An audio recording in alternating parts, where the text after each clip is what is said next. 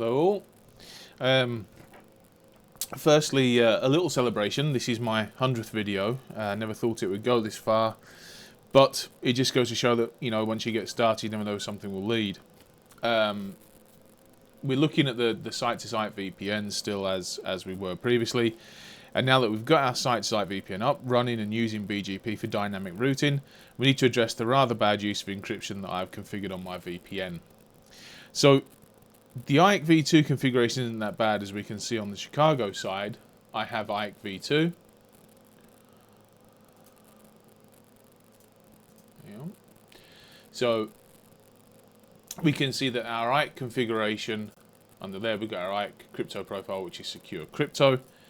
And then if we look at our IPSEC crypto, we look at the secure crypto, which is there, and we can see, well, we could see it from the other one, but we'll see it from here as well. We've got DH group 20. Non-auth because we're using GCM, and so that's all pretty good. We'll leave it alone for now. However, the IPSEC tunnels are a different story. So if we're going to have a look at them,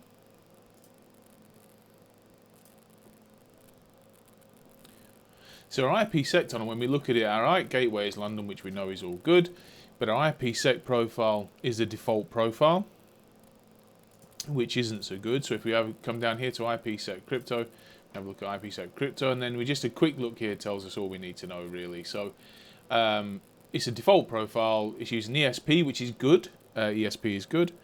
And then AES 128, CBC 3 DES, and SHA-1.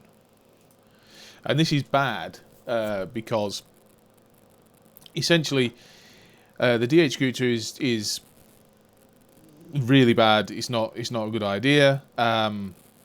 The options downgrade the encryption from AES 128 to CBC is also a bad idea, because if the other side negotiates 3 DES, then that's not the best encryption. 3 DES vulnerabilities were discovered, I think, as early as 2016. And SHA-1, which is our authentication in this particular instance, the vulnerabilities and issues with that go back as far as 2005. So if we just go into it, we can see. Okay, so encryption and authentication are evaluated in a top-down fashion.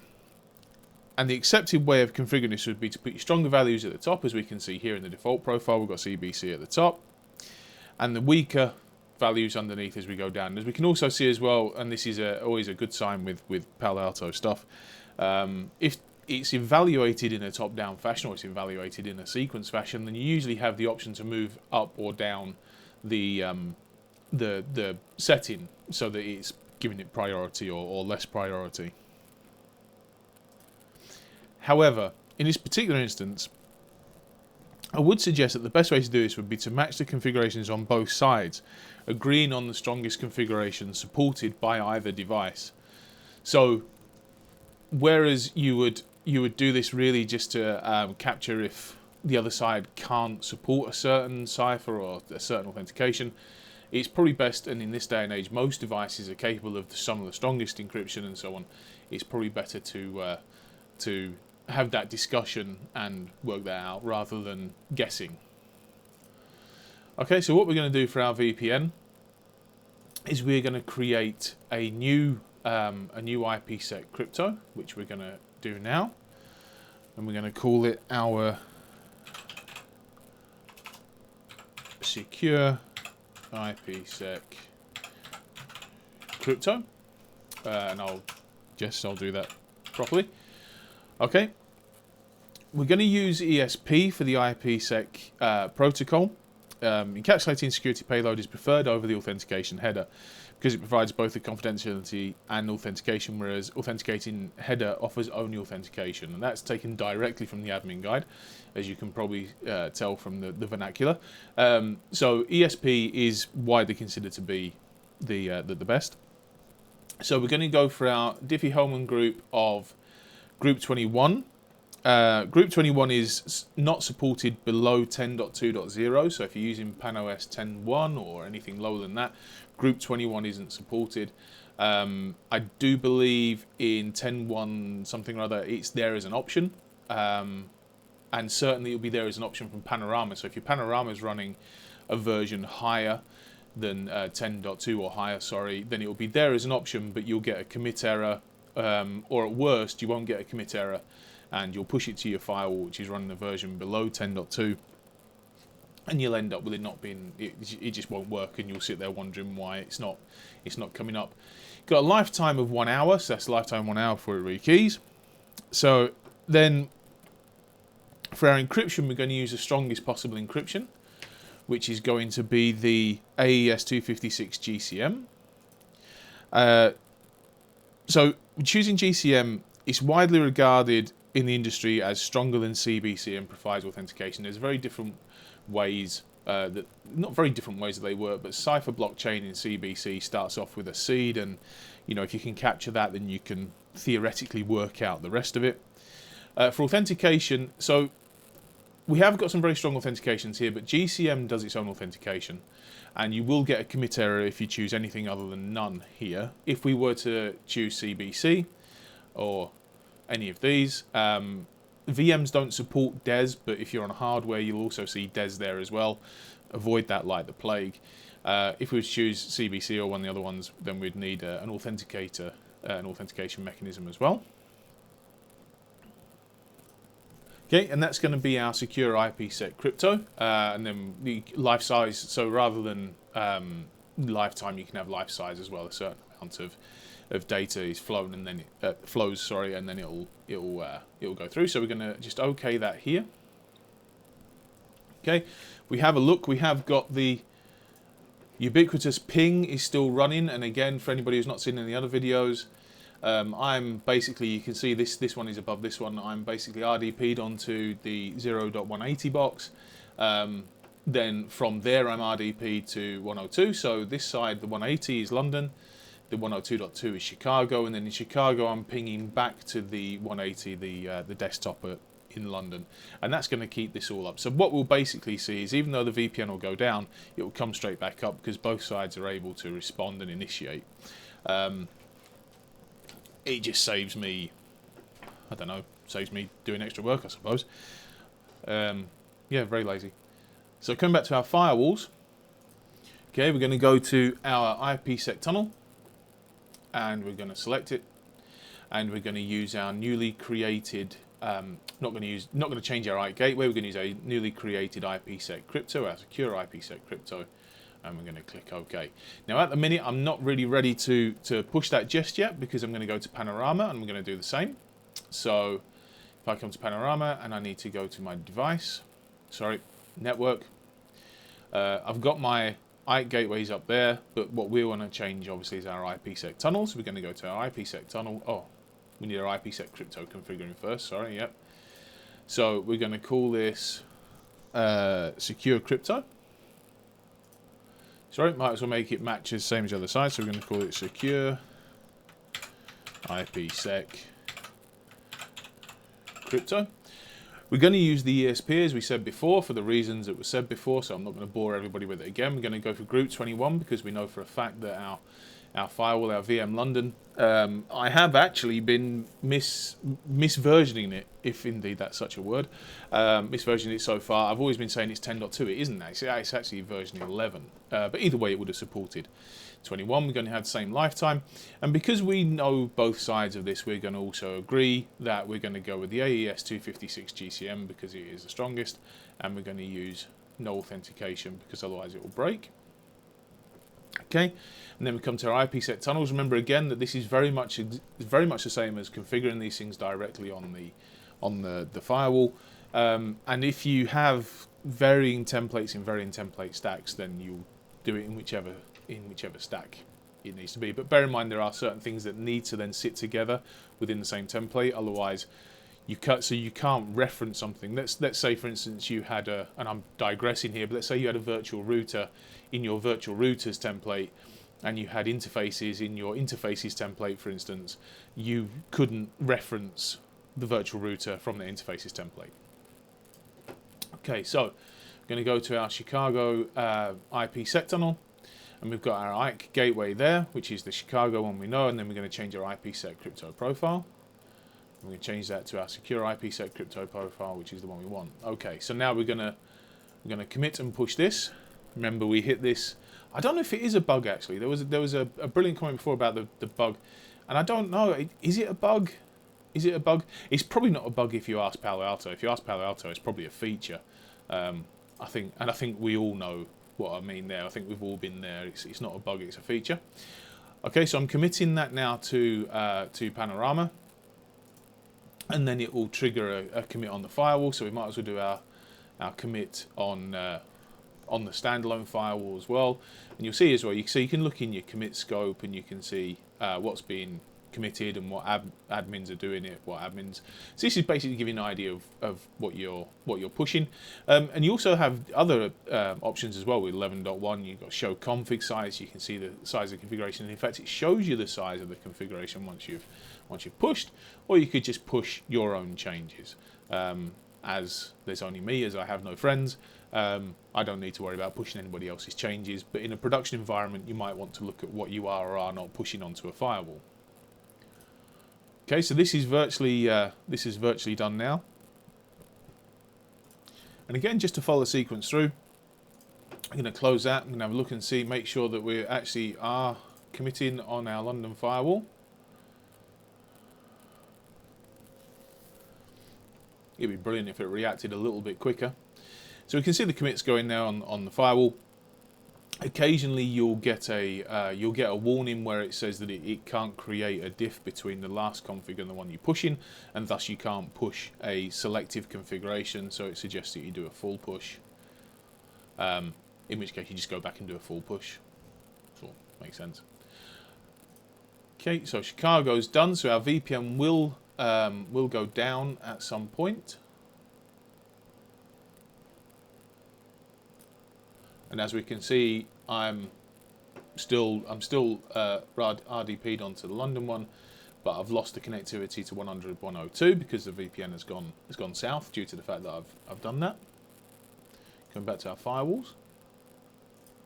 Yes, we can see on our London firewall that that's virtually pushed, and with any luck and a good following wind, as long as that ping is still running, which it will be, unless the desktop has crashed, and as long as that ping is still running, then that should just initiate the VPN tunnel, and that VPN tunnel should come back up, and we should see a reconnection to that desktop. And also, as well, as everybody will have guessed, the continued trying of RDP to reconnect to the desktop will also mean that it comes back up. And in fact, if we have a look quickly on our desktop, we can see that it has come back up, but of course we've got the request times out there for the ping going back the other way, because that was basically when the VPN was down. So now, back in our firewalls, theoretically speaking, if I now go to the command line, we should now be able to see that we've got a much stronger configuration in place, got better ciphers, better encryption, and so on. Okay, so now on our CLI of Chicago. Now we know for a fact that Chicago and London have only got the option of one set of configuration. So when this finally logs in, we'll do a show VPN IC SA, and that shows us our IC security association. So it's show VPN IC SA. Okay, and we can see here that we've got one phase 2. Sorry, we've got one IC v2. We've got no phase 1 and phase 2s of IC v1. We've got one v2 SA, and that we can see that it's the peer address is 0.180, which is London. Okay, our role is the initiator, and I imagine the role as the initiator is based on the fact that the RDP managed to get in to start the VPN tunnel first. And the algorithm is PSK. We know it's Diffie-Hellman group 20, and then we're using AES 256 GCM 16. So that's our IC v2. So if we do show VPN IPSEC SA, again we can see our IPSEC SAs, and we can see that we've got our peer address, tunnel gateway, which is London. I'll explain that in a minute. So we've got ESP to G256. So that's our algorithms that we're using. We have the SPI, this I forget what that stands for.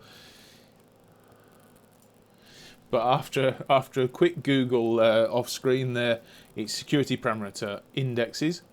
So those are our indexes that we have there. And then this is, so basically London, so the tunnel and the gateway, which is London, and our London LAN actually comes from the proxy ID. So if we just quickly nip back to the Chicago firewall, we look at our IPSEC tunnels, where our proxy ID configuration is, and we look on our proxy IDs, we can see that London LAN, actually that's where that denotion comes from, that's London LAN. Okay, so now we've done that, we've got that in place, we've increased our security, we dropped to about 20 pings, something like that, whilst it came up, so it went down and came back up. But now we've got a much more secure VPN, and we have the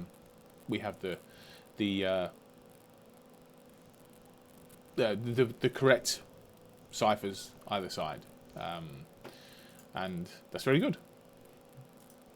So, following on from that, now we have a much stronger VPN and something more fit for purpose, which is, of course, the previous one wasn't. While we're here, as it's the 100th video and all that, we'll have a really quick look at using certificates for the IKE phase. There are a couple of ways to do this, but we'll start with the simplest by generating certificates and exporting a root cert to provide the authentication and so on. This is really only any good for in a lab, in a production environment. You would need to make sure that you've got a mechanism to renew the certificates and so on. But let's get on with it straight away. So for this, basically what we're going to need to do is we are going to need to generate a certificate. So we come up into templates and device, because that's where we find our certificates, and we are going to generate a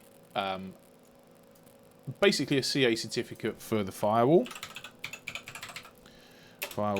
root, and the common name for our firewall root is going to be VM London download local. Okay, and it's going to be a certificate authority. Not going to worry about the OCSP responder at the minute, because just not.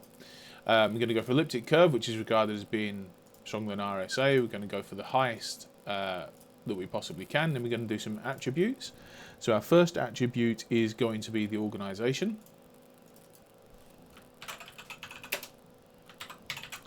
Limited. Our next one is going to be our host name, which is DNS from the subject alternative name. And our host name is going to be the same as this.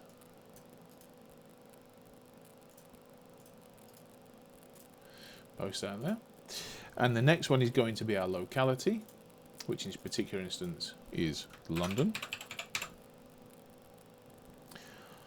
Okay, and then we're going to have IP from the SAN, which is 192.168.0.180 in this particular instance, because that's where we are. Okay, we're going to generate that. Right, then what we're going to do is we're going to generate another certificate, because this certificate we're going to export, and this is going to be our Chicago VPN cert. Okay, and that is going to be 192.168.0.180. It's going to be signed by our firewall root certificate, and again we're going to go as strong as we possibly can. And we're going to give this some attributes as well. We're going to give them basically the same attributes. So we're going to tell this is UK. The organization is going to be 44 Limited. Okay, and then we're going to have hostname DNS, which is going to be chicago.mode44.local. And then we'll have an IP address of 192.168.0.180. Actually, no, we'll drop that, because that's going to be London, isn't it? Yep, sorry, I get myself confused there. So, London. Okay, so basically I've given it the reason Chicago VPN cert, and that's why I tripped myself up there, based on the fact that this is the cert that we're going to export to the Chicago firewall. Sorry, this is the certificate we are going to use to connect to the Chicago firewall. And we're going to export the firewall route to Chicago to be used in a certificate profile to just verify the validity of this certificate. We're going to generate this now.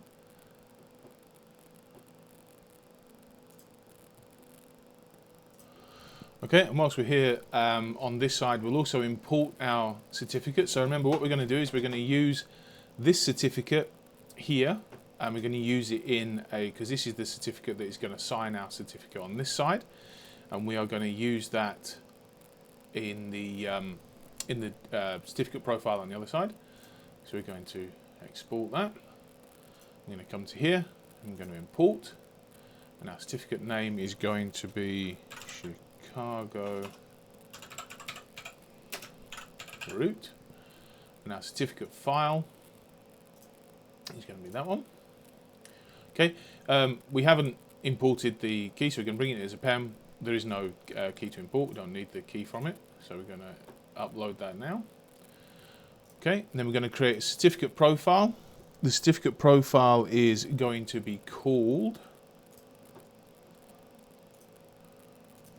the Chicago VPN.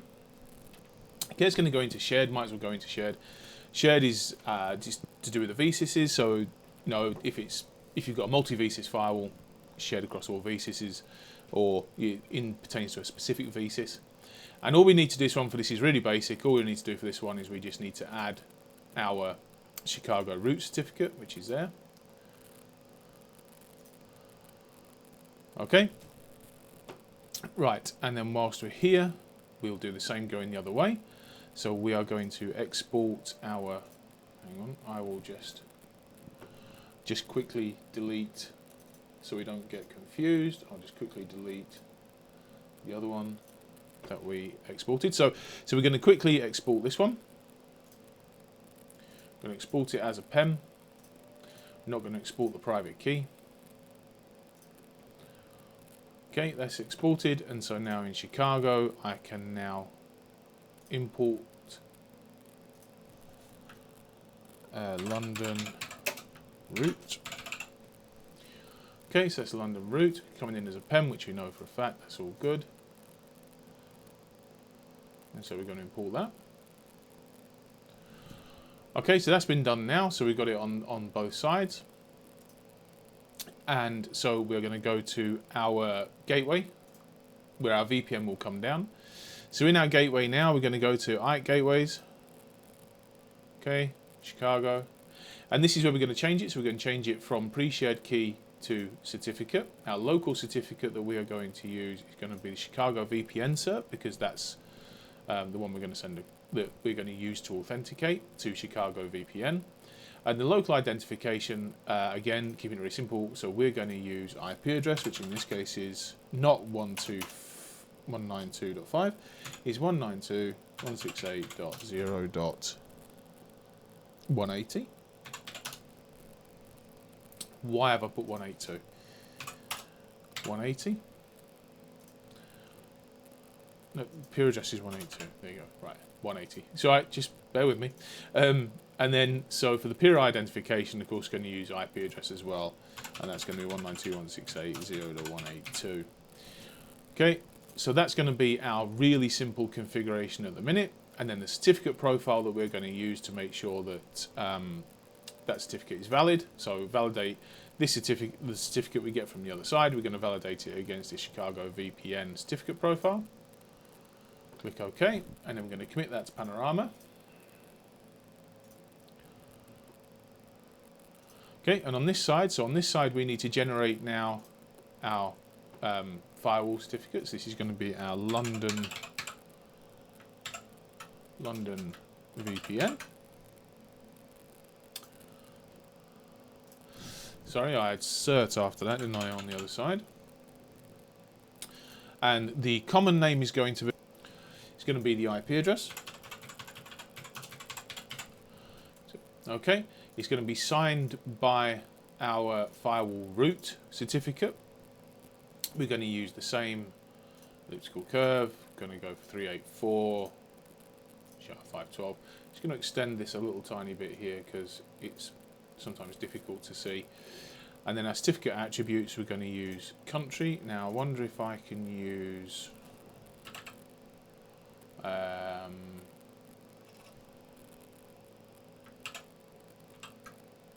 yes, we use United States because this is in the Chicago side. And then organization, we're going to use Mode 44 Limited. Okay, and then we're going to add our DNS, subject to alternative. Now, apologies, I am suddenly got a coughing fit. Mode 44.local. Okay, and then we're going to add the IP again, subject to alternative name, which is 192.168.0.182. Okay, we're going to generate this.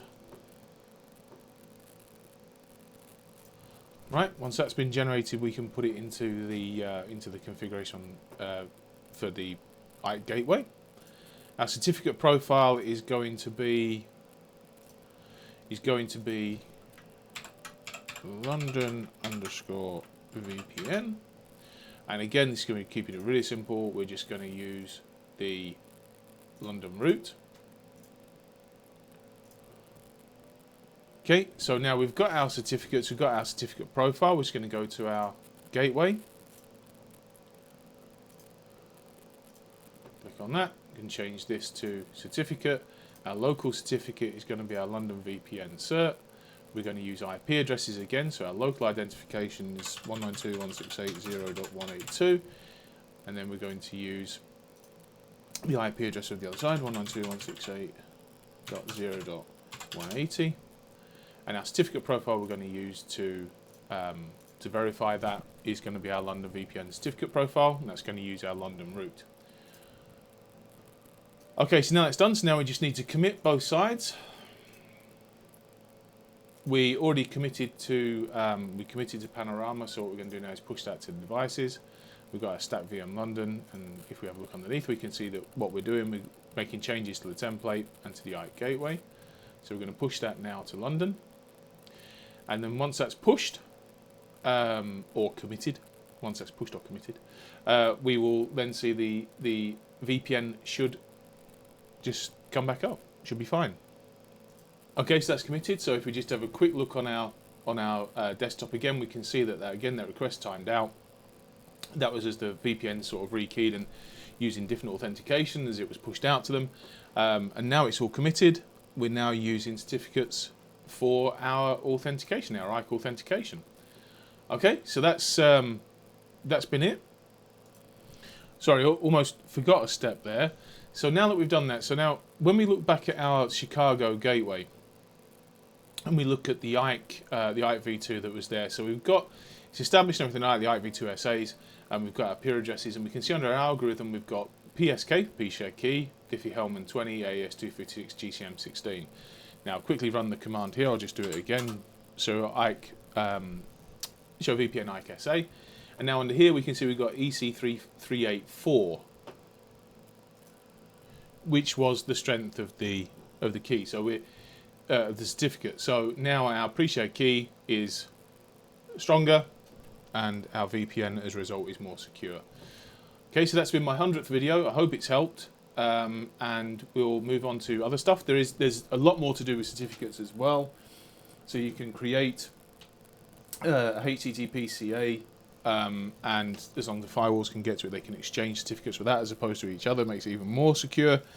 But effectively what we're saying is that the way that I've done it this way is okay for a lab, but it's not fantastic for in real life, because you then have to deal with the renewals. Okay, so I'll see you in the next video.